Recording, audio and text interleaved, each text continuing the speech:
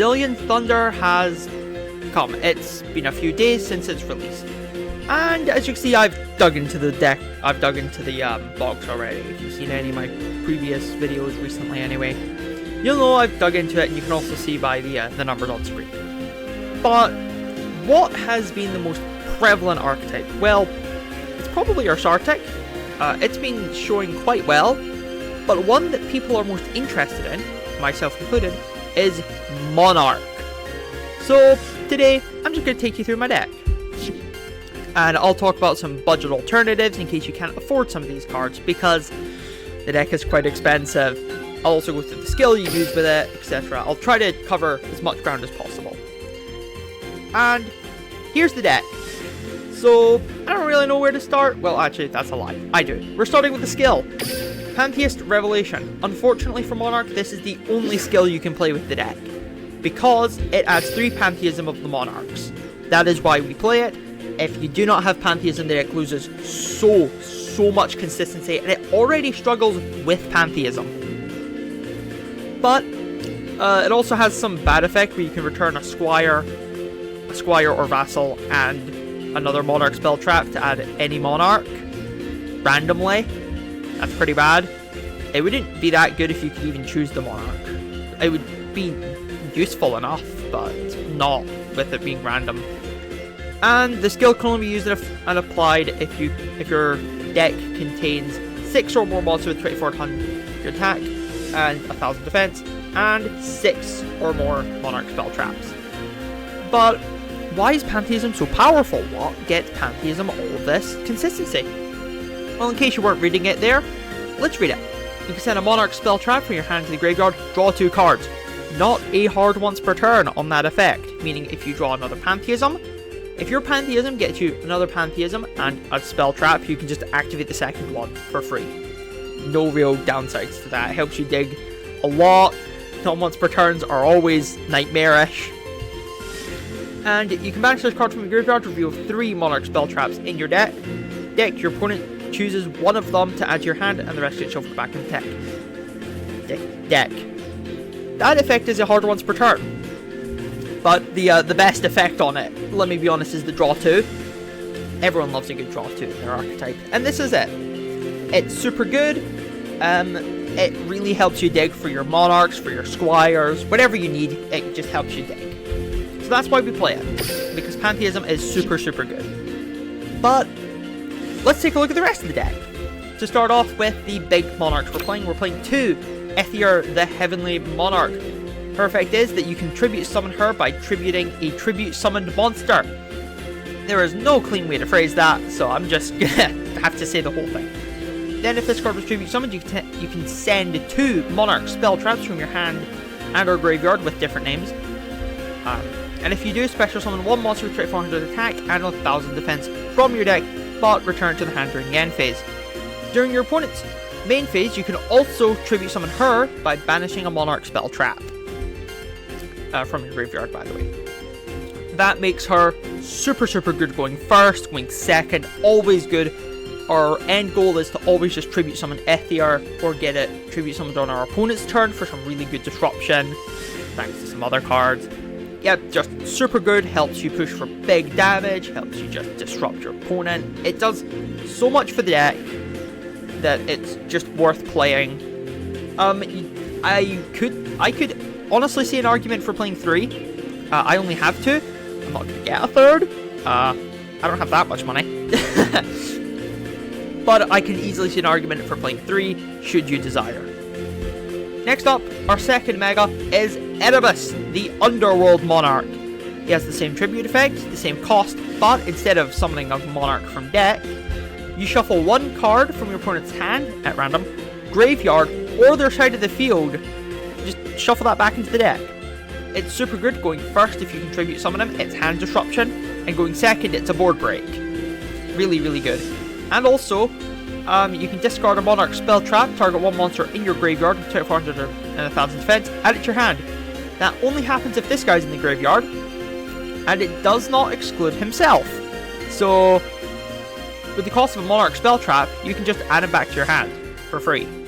Brilliant. Well, it's not for free, it's got a cost. But it's really good. We play 2 of them. I would not recommend playing 3. As you see, I have a 3rd. I would not recommend it. But that's it for our Mega Monarchs. Let's just go down the chain. We're playing 1 Kuraz the Light Monarch and a Caius the Shadow Monarch. Let's start with Caius. When it's tribute summoned, target a card on the field, banish it. If you do, inflict 500 damage to your opponent if it was a dark monster. Super good on the ladder. Everything Odd Eye summons is dark. Orcus, they're all dark. I can't think of any other top decks, but any dark deck that works really well against. You can even inflict the damage for free with us. If you tribute summon, if you didn't, if you have an Eidos spare, you can just banish that instead. Get the free damage. Just be careful, this effect is mandatory, meaning if you just have Caius on his own, he has to banish himself. Really funny if you plan to go for a game with that, but yeah, just be wary. Apart from that, super good. And Kuraz is our main form of disruption.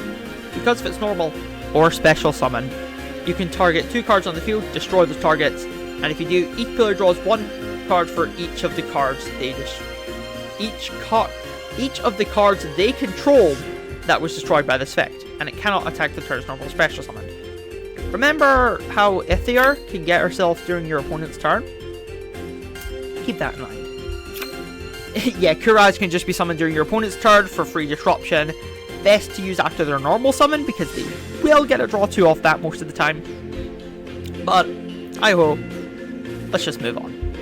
To Idia, the Heavenly Squire. You'll notice we're playing 3 of her and 3 Eidos, the Underworld Squire. That's our main combo. Eidos is really good at 3, but we don't want to see him most of the time. Yeah, sure, he gets us a free Monarch. We have one. But Idia really helps us get to the Megas. Because if she's normal special summons, you can special summon another monster with 800 attack and 1000 defense from your deck in defense position. But a free special summon, she does lock you from the extra deck though, so don't worry, no free link to is here. And if she's sent to the graveyard, you can target 1 of your banished Monarch spell traps, add it to your hand. That helps you rejuvenate Pantheisms, or other stuff you might banish for a certain trap card, which you've probably seen. As for Eidos, when it's normal special summoned during your main phase this turn, you can tribute summon another monster in addition to your normal summoner set. And you can banish him from the graveyard, target 1 monster with 800 attack and 1000 defense in your graveyard, except himself, special summon in defense position, and it does extra deck lock you from the second effect. Unlike Idia, who locks you from her first effect. So it's a double lock, but we don't care that much. I mean, we do care, but we can live with it. But Eidos and Idia is our play. Our goal is to summon Idia, get Eidos, then tribute them both for Ithier or Erebus. So that's it for the monster lineup. Let's go into the spell traps. We're only playing 1 generic in this build, and that's 1 for 1. Send a monster from your hand to the graveyard, special summon 1 level 1 monster from your hand or deck. Idia's level 1. Do I need to elaborate? Idia is our game plan. Our goal is to just get her out turn 1 as fast as possible, then tribute summon for one of the big guys or girl. And 1 for 1 really can help us do it because it's essentially a 4th copy of Idia. We're also playing 1 Return of the Monarchs. This is a decent enough card, honestly. When a monster tribute summons, you can add a Monarch or a Mega Monarch from your deck to your hand. Mega includes these guys, by the way, in case that was ever unclear. Doesn't provide much protection. I guess it's an extender, but most of the time it's more just setting up for your next turn. So beware of that. Then we're playing 3 Tenacity of the Monarchs. This card's super good. You can reveal a Monarch or a Mega. Add 1 Monarch spell trap from your deck to your hand, except itself. You can only activate 1 per turn, which is fine. It's super good at 3. It gets you Pantheism. It gets you not that one. It gets you Return, or it gets you March of the Monarchs. Tribute summon monsters you control cannot be targeted or destroyed by card effects. Super good. I don't know what to say. It's just free installation. We're playing 2. I used to play to this one, but I felt like this card was a bit better to see it too. Also, shout out to this artwork. It goes so goddamn hard. But yeah, the Monarchs are... March of the Monarchs is a really cool card. It helps insulate our Aethirs and our Erebuses. It means we cannot be Book of Moon. So that's a bonus in my books. Then we're also playing 2 of the Prime Monarch. As a continuous trap, personally, I don't really see much use in it. It just recycles Monarch spell traps that are in your graveyard, which is useful, don't get me wrong.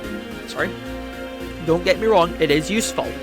But I find that its traps a bit slow, I don't know. It doesn't get enough advantage for me personally, because we probably won by the time we would really want to recycle. Or we've lost. But the reason we're playing it is because if it's in your graveyard, you can banish 1 Monarch spell trap in your graveyard, special summon this card in defense position. As a normal monster, Fairy, Light, level 5, 1000 attack, 24 defense. It's not treated as a trap card, which means it cannot be MST'd or Cosmic'd. Yeah, the Prime Monarch, fun fact, that's Aether. It's Aether, see? Fun fact if you didn't know that in lore. But the Prime Monarch is just a free body. It can help us insulate on our opponent's turn. It can grant more fodder for Erebus, Aether, but mostly Caius and Kuraz. Yeah. It's always our send off of any of our cards really. If we draw it, we get it in the graveyard with Pantheism right there. If we have Aether, Erebus, it's always in our sends. And usually you'll probably send a Tenacity as well, because we play 3. But that's it for the main deck. And something that I've gotten a bit of controversy for, personally, is the extra deck. I think this deck should play an extra because none of the cards you will play lock you. There is one card which locks you into no extra deck, and it's this card, the Monarch's Awaken. But we're not playing the Monarch's Awaken. Why would you ever play this? Yeah, it's unaffected, but it's effective to negate it, whatever. You're better with March. Yeah, sure, it does. It goes broader, though. It's better. It's also a spell. You don't have to set it. So, we don't play the Monarch's Awaken, so there's no harm in it, honestly. And going second, or not going second, but on our turn 2, if we've got Aether, there are ways we can access it, honestly. So, let's just start. We're playing a bunch of rank 8s. We're playing Dingirsu, the Orcus of the Evening Star. Upon Xyz summon, it can send a card before control to the graveyard. Second effect is useless, we have no machines. Next we're playing a Galaxy Eyes package, this being Cypher Dragon, Full Armor, and Cypher Blade. We play it, this guy can seal a monster, it doesn't really crop up normally. See some of this guy, rank it up into Full Armor. Full Armor can detach 1 to destroy a face-up card on the field. And Cypher Blade can destroy any card on the field with an overlay unit, and we just rank that on top of Full Armor. Super good. We're also playing 1 Xanathon. It does crop up, not much anymore, but it can. It's a better rank 8 than some other things. And a Gimmick Puppet Giant Grinder, which twice per turn during your main phase, 1, detach 1, destroy a special summon card your opponent controls, and if it was an Xyz monster, inflict some damage. Pretty neat. It's just a free pop too. Next we're playing a Nightmare Phoenix, because it's pretty good honestly, and Talkback Lancer. You will probably be confused to Talkback Lancer, but it's in case we get Ibleed. We're just playing Talkback in case. And also, the extra deck it's useless, honestly. Like, because of how many locks we have in the extra deck, we don't actually flex into it at all. I've never summoned from it, but I say you better have it, not need it, than need it and not have it. If, example, I need Din, I need a pop too. If I need to just get rid of monsters, I need Gravelock, you know, and if I can summon them out, I'm much better to have the extra deck than to not have it. That's my mindset. You don't play an extra deck, I think you're just wasting it, because yeah, you're locked out of it, but you still got it, just in case. And nothing stops us. But really, that's it for the deck. Now, I would like to go over some budget alternatives and some slight different builds. I'll start with different builds. You will notice we're playing no staple cards. That's because personally, I feel the deck struggles with consistency. If you don't see Idia or exactly Eidos plus another Monarch, or plus one of your smaller Monarchs, it struggles. You need Idia plus Erebus or Ethiar or whatever else. You need it. You truly do. And I felt like as much as the staples granted power, it made the deck really fluffed, and it made the combo so much less consistent, because it is a multiple, very specific card combo. Which is why the deck is not going to be meta viable, honestly. As much as I hate to say it, it's not. Not right now anyway, not in its current state. But you can, please feel free to play staples. There are plenty of staple cards you can play. Stuff like MST, not that bad. Book of Moons, probably the best staple you could possibly play. I mean, you can see a bunch of staples here. Take your pick, I guess. So, yeah, I don't really know what to say. You can play staples if you want. Personally, I think the deck is honestly a bit better without it. It does struggle, but also it struggles both ways. It loses a ton of power, or it loses a ton of consistency. So pick your poison, I guess. To each their own. But as for budget alternatives, this is when it gets complicated, because the deck is quite expensive. You do need Idia, you do need Aether, you do need Eidos, you do need Erebus, right? But you can get away with one Erebus. And you can cut Eidos. You can, well, I wouldn't recommend cutting Eidos at all, but your alternatives would have to be limited down to other squires. Which are here, not squires, vassals, sorry. Burlith and Mithra are both SRs in boxes. Landrobe is an SR, is a UR in a main box. That's really tough. Lucas, Grum, and Itchier are either free or low rarity. This guy's free. These two are just really low rarity. I think is this guy free as well? Or 15? No, he's not. He's in boxes. Did they reprint Etcher actually? Let's check. They did reprint Etcher, so it's fine. He reprinted these two. This guy's a free card from Silvio's what's it, at the gate. So these are your alternatives to Eidos and multiples of Ethiar if you can't afford to get them. But on the Monarch side of things, it's a lot more difficult. So let's filter down their attack and defense stats, shall we? Attack 2400, defense 1000, 1000 to 1000. It has to be exactly 2400. Let's just say 28. Keeping the, let's just not actually have an upper limit. Filter. Everything here has 1000 defense. You can play DDD Doom King Armageddon. Obviously, Grand Marg the Mega Monarch is a free card, so he's a pretty good cheap alternative. This guy, he's in the new box as an SR if you want to play him. Obviously, multiples of Kuraz would replace the Caius. Dad is also here, but you can't special summon it through the effect. The other Monarchs are all scattered across boxes, so I'm not going to recommend them too heavily. Arm Dragon Thunder level 7, and I believe level 5 as well. Arm Dragon level 5 is not here. I would have thought he did be here. Oopsies. Yeah, there's tons of cards you can play. Just, like, take a look for yourself, I guess. This guy's a free card. He is a Monarch. He's in the card trader. Delg, the Shadow Monarch. Metaphys Armed Dragon.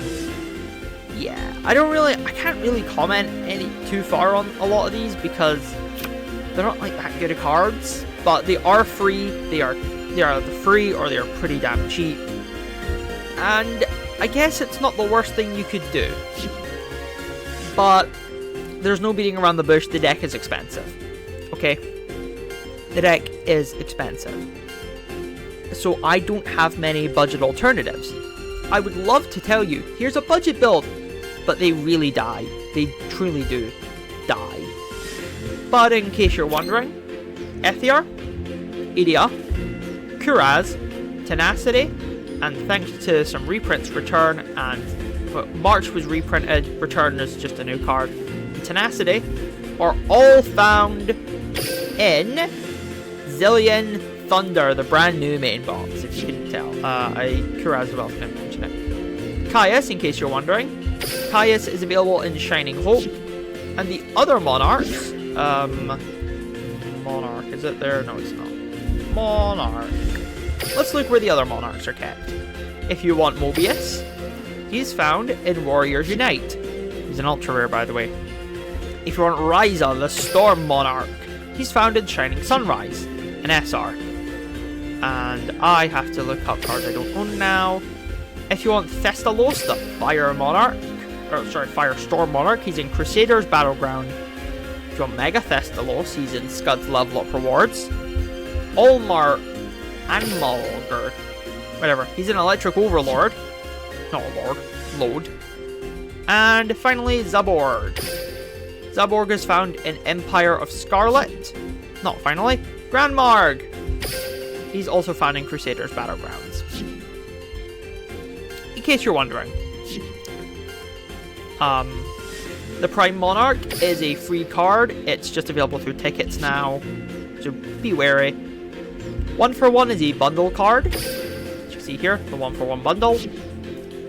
And that only leaves us with Eidos and Erebus. Both of them are found in the same box. Wrong button. They're both found in Aerial Assault. Yeah. If you're wondering about the extra deck, I wouldn't. But in case you are, I'll just quickly go through them. Dingirsu is found in Soulflare Lightning. Galaxy-Eyes Full Armor Photon Dragon and Galaxy-Eyes Cypher Blade Dragon are both found in Heart of the Seas. Sanaphon, the Sky Prison, is found in Fantastic Arc and Infinite Ray. Cypher Blade is found in Cypher Dragon is found in Fountain of Rebellion. Gimmick Puppet Giant Grinder is found in Darkness Gimmick. Nightmare Phoenix is found in Future Circuit. And Talkback Lancer is also found in Zillion Thunder. But that's it for the deck. That's it for my profile on it. I hope you enjoyed. I will leave links in the description to the 2 ranked replays I've made on this deck. I wish I could explain more to you, but really it's kind of this or die from my perspective. Minimal changes, obviously. Here's all the Monarch spell traps, by the way, in case you want to play any of them instead of this selection I've given you. But yeah, I hope you enjoyed this video. It's something a little bit different from what I normally do. Normally I spam your feed with ranked replays. So yeah, hope you enjoyed. If you want to, leave a comment down below and I will hopefully be able to talk about that deck. Budget alternatives, different ways you can play. I would say combo, but go watch my 2 ranked replays on this if you haven't already, because it just shows the combo. Anyway, that's enough rambling from me. Hope to see you again